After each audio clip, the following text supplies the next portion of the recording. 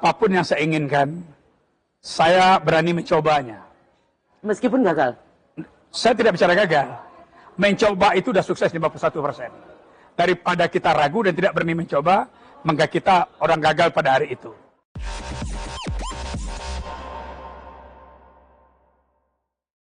Halo sahabat sekalian, kembali lagi di Bintang Tamu Channel bersama saya Lisa Wun. Dan di siang hari ini saya lagi di Bandung di acara Jamnas MBI, dan saya berkesempatan mempunyai seorang bintang tamu yang luar biasa, Pak Barisal Koto. Makasih banget loh Pak. Ya, makasih. Sudah mau menjadi narasumber di Bintang Tamu Channel.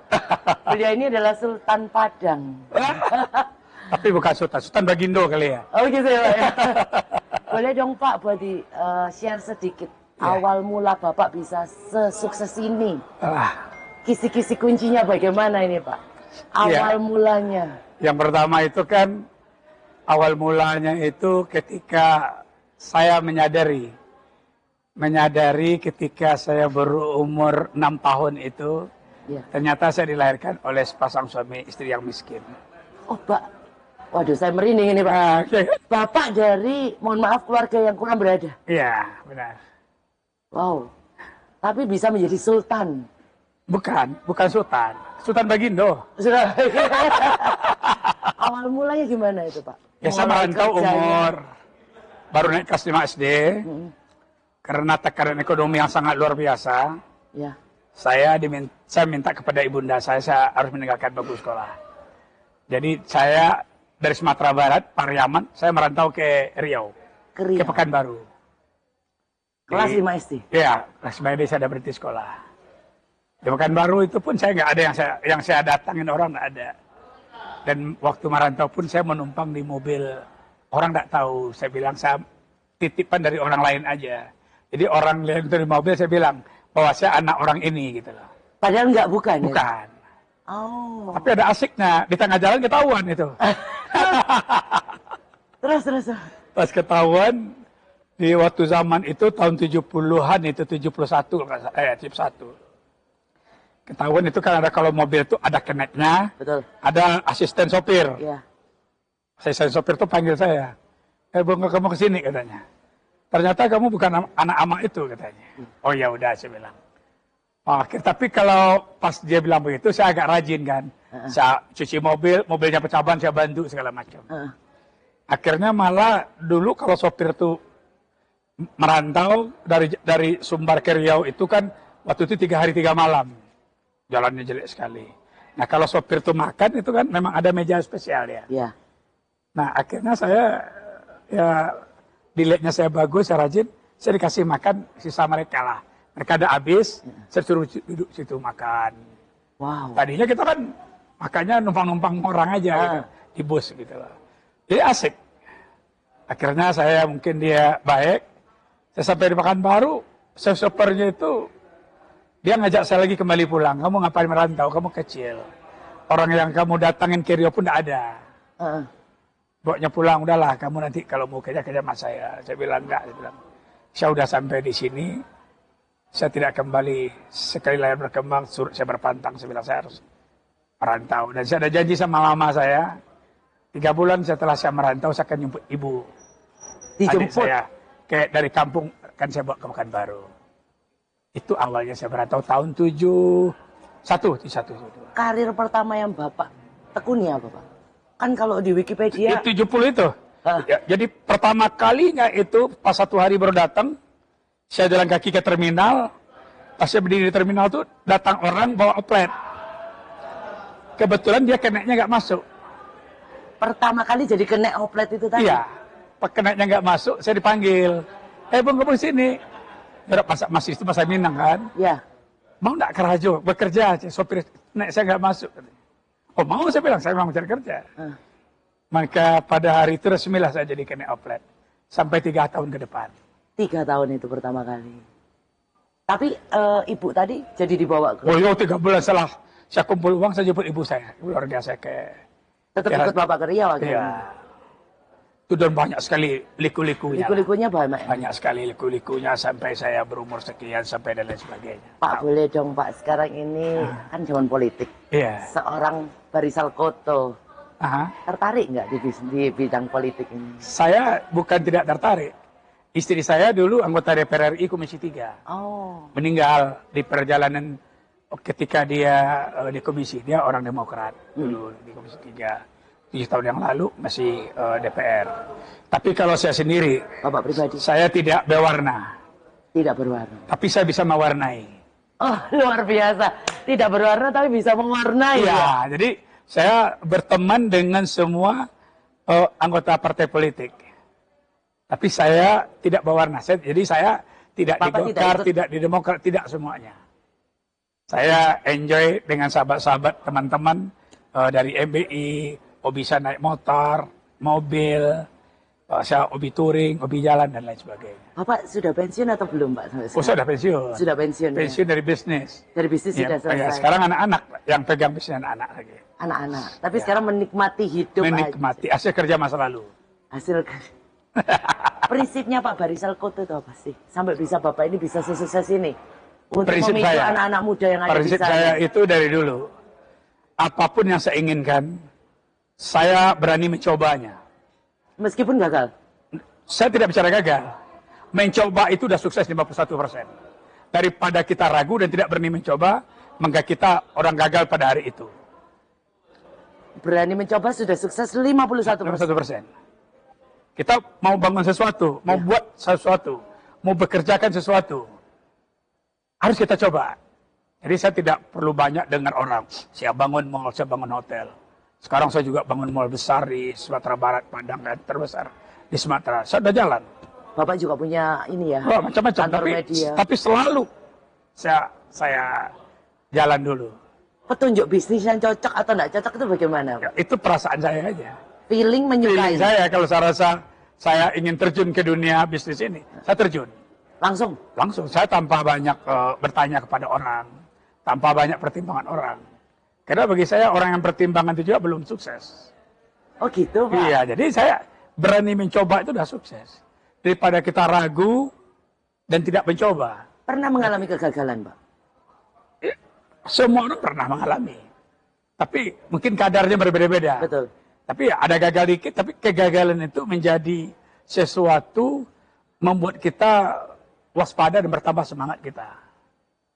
Luar biasa loh Bapak ini. Saya sampai tertegun loh mau ngobrol sama Bapak ini. Luar biasa. Berarti tapi sekarang tinggal menjalani hobi-hobi. Menjalani hobi-hobi. Sekarang anak-anak kan, saya udah mantu, udah 8, anak 10, tinggal 2. Sekarang cucu 21 saya. Cucu berapa Pak? 21 orang. Loh Bapak usia berapa sekarang? Ya, OTW 65. Wow. Tapi nggak kelihatan ya, kelihatan seger terus. Kalau untuk anak muda zaman sekarang, generasi yang set ini, Bapak menyikapinya gimana? Ya. Kalau anak sekarang ini kan sukanya instan ya Pak ya? Iya. Nah, seluruh apa yang kita kerjakan itu kan ada prosesnya. Betul. Dan juga tidak, kalau berbisnis itu ibaratnya itu kita tuh seperti ibarat berjalan ya. Kadang-kadang jalan itu kita lagi jalan, kalau jalannya licin ya kita berhenti dulu. Biarkan dia kering baru kita jalan lagi. Kalau umpamanya jalannya itu ada kayu, ranting, apa kita bersihkan baru jalan lagi. Jangan kita menabrak aja. Karena instan ingin cepat sukses, semua ditabrak tanpa hati-hati juga itu nggak boleh. Berarti ada baik dan buruknya ya. Iya, Karena generasi sekarang kita, minta instan. Ya kita apa saya katakan tadi, seluruh bisnis apapun yang kita lakukan setelah kita terjun ke bisnis itu, yang perlu kita lakukan adalah bagaimana kita waspada. Waspada terus. Iya, jangan terlalu ingin cepat. Ingin cepat. Sukses cepat apa itu nggak baik. Nggak bisa, nggak baik. Tapi semuanya ada prosesnya. Kita menjadi seperti ini memenuhi proses sangat panjang. Anda bisa bayangin saya umur 12 tahun sudah jadi connect outlet dan segala macam. Berarti saya sudah bertempur di dunia bisnis 50 tahun. Bapak waktu Bapak masih muda ya, pernah bermimpi bahwa Bapak akan sesukses sekarang? Tidak, saya tidak pernah mimpi. Dan saya kerja saja dan saya lakukan. Cuman saya bercita-cita ada. Cita-cita, sudah tercapai? Cita-cita saya ingin menjadi orang besar. Saya ingin menjadi orang yang berhasil. Dan saya ingin membahagiakan orang tua saya. Ini cita saya. Keberhasilan saya itu harus dinikmati oleh ibu bapak saya. Karena saya ketika saya lahir, ibu saya tuh kerja sama orang, asisten rumah tangga. Oh. Saya lahir tempat ibu saya bekerja. Tapi saya ini benar-benar kaget loh Pak. Bapak sesukses ini ternyata awalnya berasal dari... Kita awali dengan yang sangat, kalau orang bilang tuh 0,0 lah. 0, Nah, kita mengawali, semuanya kita awali. Tapi saya tidak merasa kecil, saya juga tidak merasa rendah diri. Tidak, bagi saya perjalanan hidup itu adalah sesuatu yang akan saya ceritakan kepada anak cucu saya. Jadi saya bahagia aja. Jadi ketika saya diundang orang ceramah UI, di UGM, di universitas terbaik, saya selalu diundang mahasiswa. Saya memberikan motivasi kepada mereka, saya memberikan satu energi kepada mereka, dan saya dengan siapapun bergaul, bagi saya sama saja. Saya tidak pernah merasa rendah diri, walaupun saya sekolahnya nggak tamat SD kan. Kembali lagi basicnya ke sana, tapi Bapak bisa menjadi seperti ini. Iya. Luar biasa ya Pak. Iya, memang harus jadi luar biasa. Memang impiannya tapi tidak bermimpi bisa sebesar sekarang gitu ya Pak dulu ya. Yang penting sukses gitu aja tapi ya. mungkin juga bermimpi itu pelan-pelan kali ya. Yang pertama kalau aku sukses, aku ingin beli sepeda. Sepeda. Waduh, kenapa sepedanya nggak pakai mesin? Pasti pingin beli motor. Betul. Saya tahun 78 saya udah beli motor. Setelah punya motor, pingin bercita beli mobil. Step by step ya. Step by step. Ada prosesnya. Tadinya udah pakai mesin, tapi atapnya nggak ada. Dapat mobil. Sudah punya mobil yang beli kijang pickup pertama kan. Wah, saya pingin mau beli sedan. Jadi ada prosesnya. Tapi cita-cita kita itu kita ukur gitu lah ya. Kita ukur bagaimana kita bisa mencapainya dengan keinginan kita, dengan proses yang panjang. Bukan dari sepeda langsung kepingin beli pesawat ya. Boleh. Jadi harus ada stepnya yang harus dilalui. Ada stepnya dan ada prosesnya hidup. Bapak kan terbiasa kerja nih Pak. Iya. Sudah pensiun. Iya. Kelihatannya kan Bapak ini ambisinya besar. Masih ada yang belum tercapai nggak Pak? Kepingin punya apa? Ada, saya sekarang lagi saya kerja saya lagi membangun satu mall yang besar di Sumatera Barat. Mungkin terbesar di Sumatera, lagi berjalan. Ketika saya punya yang lain, ketika itu anak saya belum lahir sebagian. Nah sekarang saya ingin bangun kerajaan ini bukan lagi untuk anak saya, karena anak saya udah jadi semua. Ini bagaimana ini untuk cucu saya. Cucunya Pak. Nah, jadi ada. Tapi kan saya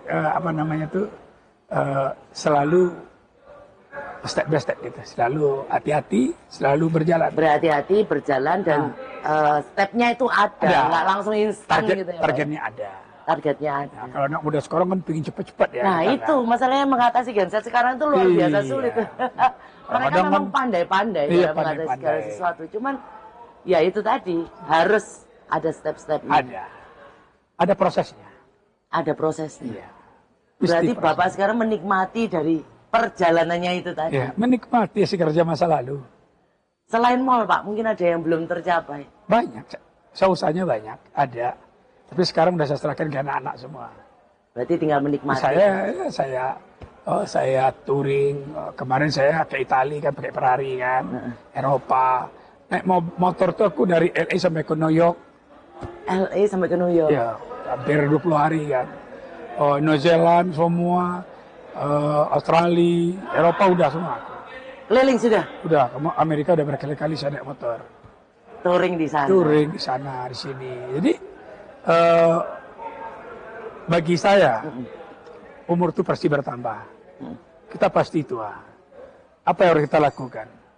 Bagaimana kita gembira dan berbahagia? Menikmati apa? Menikmati dan berjiwa muda. Oh gitu ya. Jadi kalau ditanya umurnya berapa? 40 gitu. Enggak, tidak. Tetap 65. Semangatnya 35 ya Pak. Iya. Kayak saya bilang kan, gembira, bahagia, dan berjiwa muda. Kayak gitu kan. Pak, makasih banget tuh Pak. Sudah mau berbagi di Bintang Tamu Channel dan ini keberuntungan saya pribadi. Makasih. Saya doakan Bapak sukses selalu, panjang umur. Iya, terima kasih. Pokoknya aman. Aman. Sahabat sekalian, sekian dari kita Bintang Tamu Channel. Terima kasih.